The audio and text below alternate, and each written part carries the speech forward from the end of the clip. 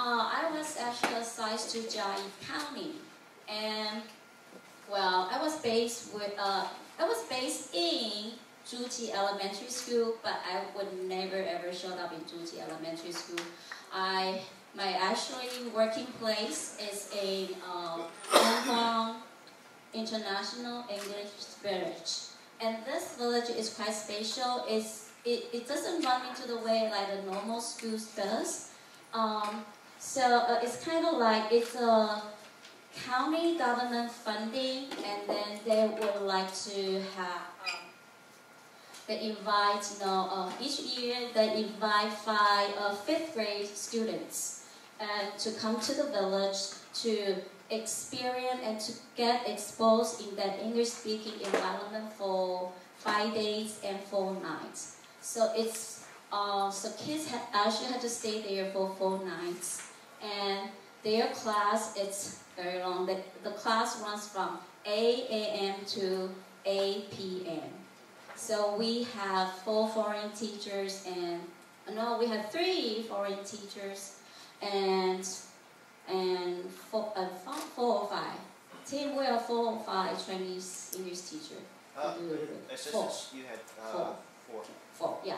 Team actually is a funding, of foreign teachers at this English village. So everything's all set up. So when I come in, I kind of feel like, wow, it's so easy. I don't need to worry about a lot of things. So this is the most beautiful picture that I like. I actually took it from, from a teacher's lounge. The sunset is very pretty. It's very close to Ali's place. And I have covered interesting, just this one. I think it's kind of interesting activity to show you. Because the entire English village, if we set up a team, it's kind of like you come to, all the students, you come to Magical Castle, and King invited you to here, so you're invited by Kings. And so we have like from Monday to Thursday, we have PE class for 20 minutes, and all foreign teachers need to kind of like work together. And so we play for squares, and at the same time, I think 4th grade team kind of triggered into like a very fun way. And someone is the king, and the rest of them are the bad guy, and would like to, kill the king. And so I'm thinking of like what kind of activity I can kind of follow upon that. So, and then I think about, when I was in the summer camp, and I learned a game. It's called, it's kind of like ship and sailors, in a pirate thing. It's very similar to Simon Says for the game that in the past that I learned. It's kind of in a pirate themes, and then I think, maybe I can kind of trick it and then make it into like Simon Says, in a castle thing. And so that's kind of like how I get this idea. And so I have a little bit of visual here. So this is the game is called Knights and Castles. Alright, so it's kind of like when I say knights, and kids, they need to run to one direction. And actually, I think, each camp we have 60 kids. So then I will point and I'll ask them, then they will run to, they will be given 3 seconds to run to this way, and when I say castle, they run to the other way. And when I say arrow on the bow, and then they have to do the actions. And when another time they have to find a person and do man on the horse. So one person is the rider, the other one is the horse, and another thing is, another command is I want them to make a group of 3. So I will say all 3 men are eating. So they have to find 3 person and then get down and then just pretend they are eating. And the other one is 4 men protecting the gates, kind of like protecting the bad guys coming. They are all nice. They need to protect the kings. And the last one is they have a 5 person in a group, and then they have to pretend they are crossing the bridge. So when I say cross the bridge, they need to do a certain action. And here's a trigger. When I say king's coming, they have to put their hand right here. But they cannot move, even though I say like knights or castle, they are supposed to run that way or that way. But if they move, they will be out of game until I say at ease. Okay, so that's kind of like a thing. All right, and then I have a video to show you. So, so they are in the courtyard, and let me see what can you do. Can you hear? Nice. Oh, yeah.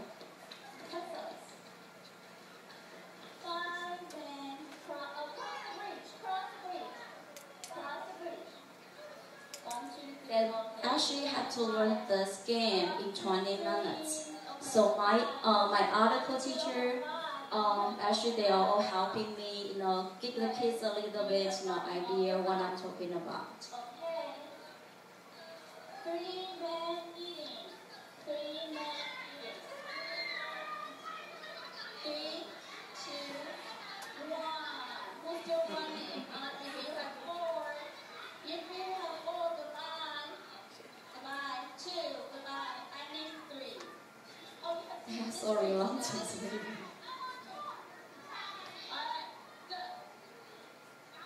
Kids coming. No, you're good. Kids coming. At ease. Pesos. Nice. Everyone go.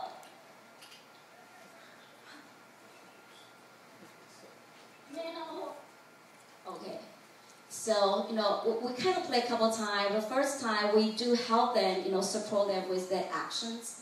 But at the round 2 or 3, eventually we will drop that. Okay. But, so that's my idea for this. Wait, can I go to the next one?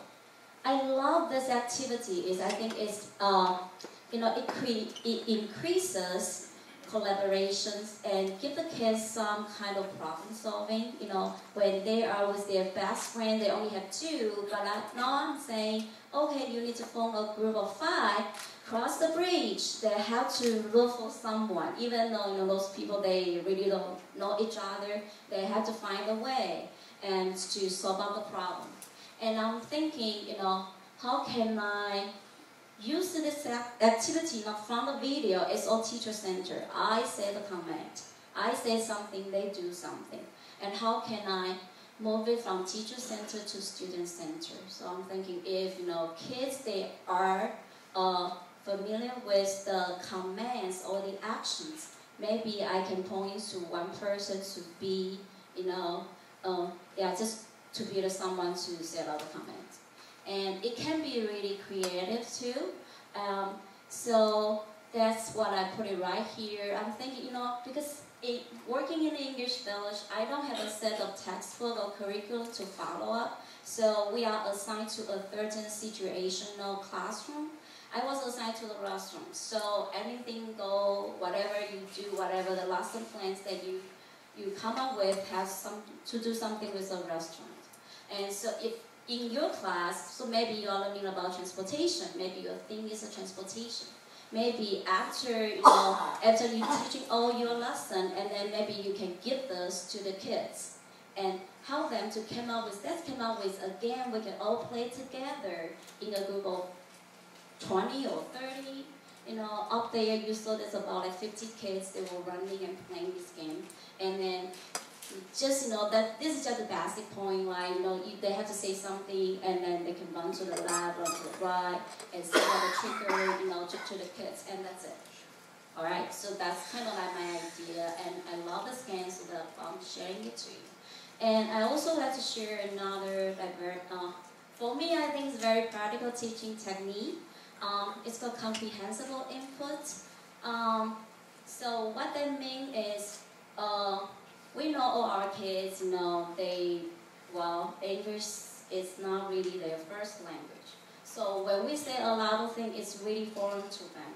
So, when we were introducing a new vocabulary or new thing, I think it's always good to give some kind of visual aids, and then you have to act out, give some product objects or pictures. And I'm going to use waiter and customer type of. And as an example to show you that's how I do it, I actually it's a beginning of the it's a beginning of the lesson. and they truly have no idea what are they in my classroom for, and so I need to prompt them, And these are the two key, because later waiter and customer, they are going to play these two roles, and then to have a conversation. Okay. Oops.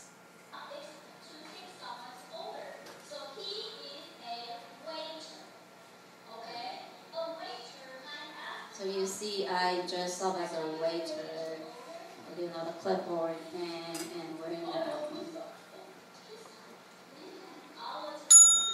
now.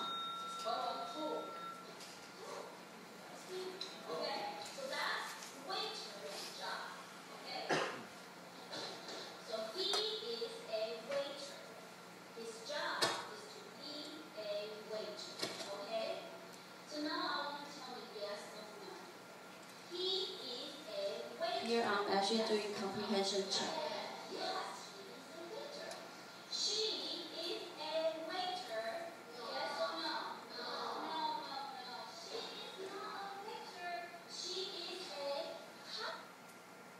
Alright, so that's kind of like how I do the comprehensible input. I think, I use those two words, but I go around with it, and then let them hear a lot of different kind of sentences, but in that context, so they will be grab the idea what I'm talking about. But at the end, I won't start asking them, who is he? Or what is his job? Because I know they are not even ready to produce that new vocabulary yet. So the questions that I ask is very simple. Tell me yes or no. Is he a customer? Oh, no. Okay, then I will explain why, la la la. And so in that way, I provide another chance for the kids to hear how I use the word. Okay, so that's a comprehensible input. And another one I do it very often in my lesson is comprehension check. And there are 4 levels of this. And first is, number 1 is very low level. If the kids, they come in with proficiency level is really, really low, all you can do is just point. You point and tell them this and that, okay? If they know how to answer yes or no and they understand this, that's a really good idea that we can ask them with yes and no questions. Very simple. They just need to tell me one word. And from there, I can check on their comprehension. Whatever I teach, and then I will know, okay? And the other one is either or. Either or, like, do you like whatever? Is this either pancakes or a cup of coffee or something? And then they will hear you. Actually provide the words right there in a sentence. So if they hear it enough, they will be able to tell you, oh, it's this. Because you just said it, like a couple of seconds ago. So they will be able to copy it. And I think a lot of us, we start from here. So when we ask, what is this, what day is it, and even though they are taught and they have those vocabulary, but they cannot tell you right away because it takes time. So at that time, I know they need my support. So I need to go back down maybe to, okay, is today either Tuesday or Wednesday? And when I say this, I am supplying the language right there. So that them to pick up just out of this 2, give me 1. Okay? And then if they cannot even say that right, go down to yes or no. Okay, is today yesterday? Something like this, okay? And then if they cannot even answer it, you just point, you have to reteach. Okay, it's Tuesday and Wednesday. Today is right here, Tuesday. Like this. Okay, so I have example to show you.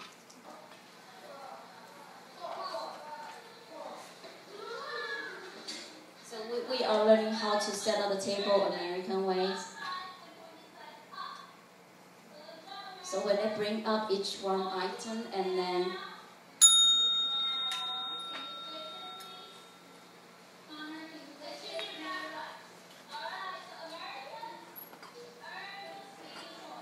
I also give them the incentives right away, something visual they can see.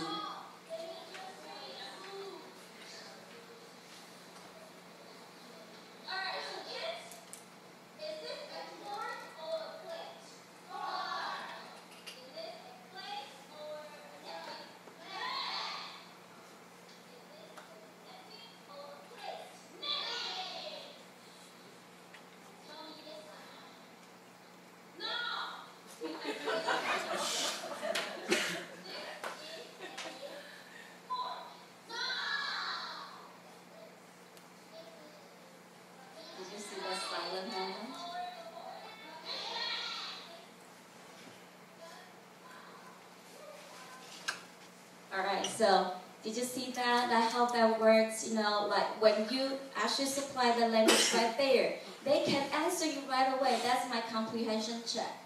But you know, at last I asked them, okay, is this something that's a placemat? And then at the last time I asked them, what is this? If the language is not there, right there for it, you will get the silent moment right there. Like, oh, then I know that is the time I need to go back. I need to give them some language. Okay, tell me, is this a placemat or a fork? Something like this. And they will be able to tell you right away. Okay?